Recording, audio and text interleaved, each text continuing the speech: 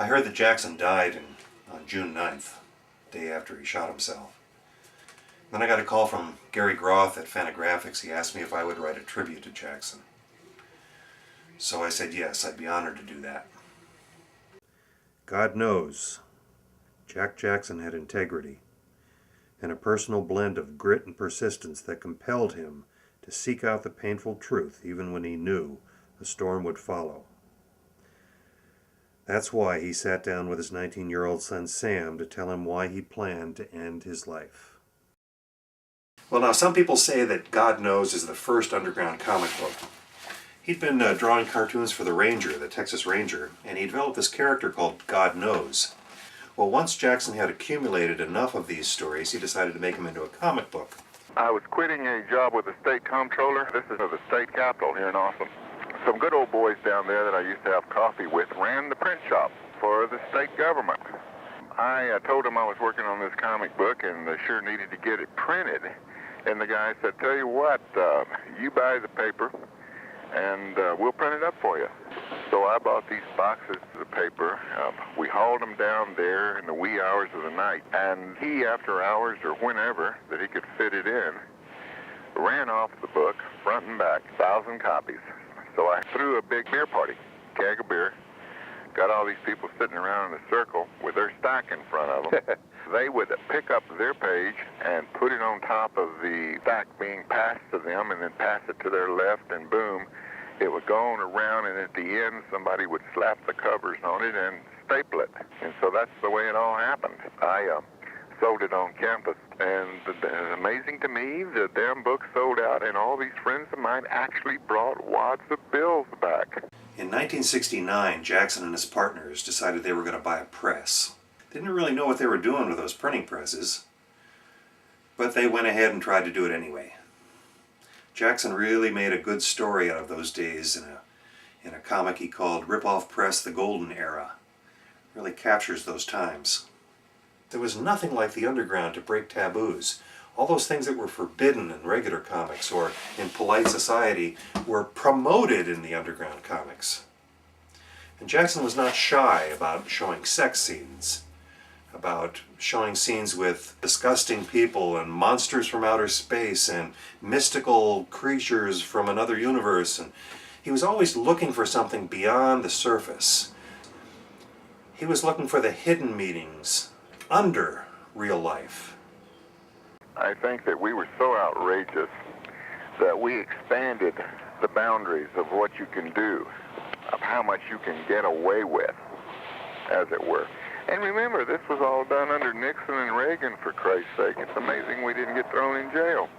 One of Jaxon's stories I really liked was called Testicles the Tautologist.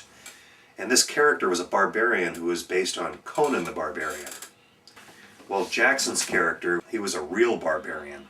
And he found himself in the middle of this giant church where a wedding ceremony was going on, and he had to take a leak. And in order to get to the bathroom, he had to get his sword out and hack his way through the crowd. And he even ran into that barbarian, the Conan Barbarian from Marvel Comics, and sliced his head off.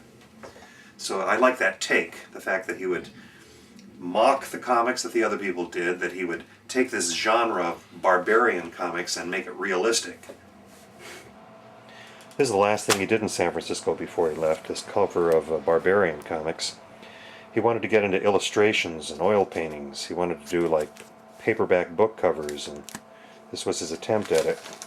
I'll just say that I have been doing more academic press books than I have comics in the last few years. And I've learned if anything pays worse than comics, it's doing books for the university press circuit. But I have a restless mind and I get bored, so I have got now on the academic press circuit, I've got about 10 books to my credit already. This book is the one that cleared up any doubts about whether or not he was a serious historian. You know, he not only wrote the whole thing, he designed all the maps, old roads, old boundaries, old towns and settlements. Yep, this book here made his rep.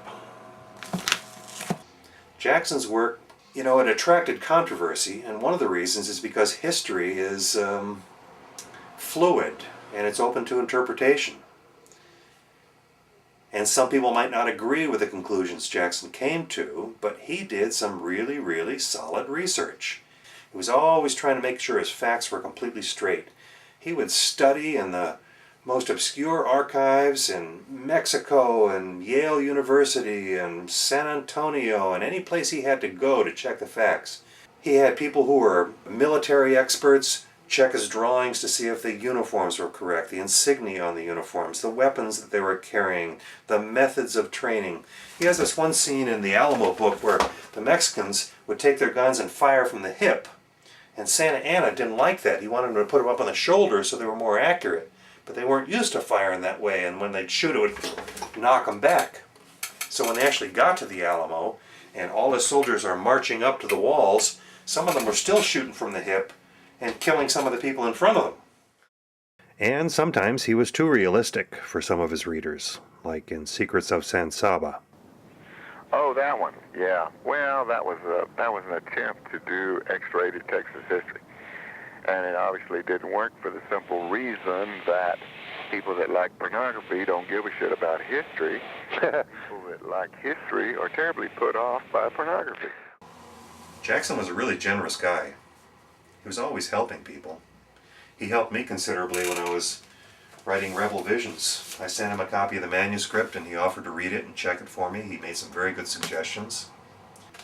He said to me, if you just let the artists speak for themselves, well, naturally they all want to promote their own stuff and toot their own horn, but you have to be the authority on the subject and explain to the readers what it really means. And I'm thinking, did Jaxon just call me an authority? Now, he's the one who was right there in the middle of it. I was just an observer.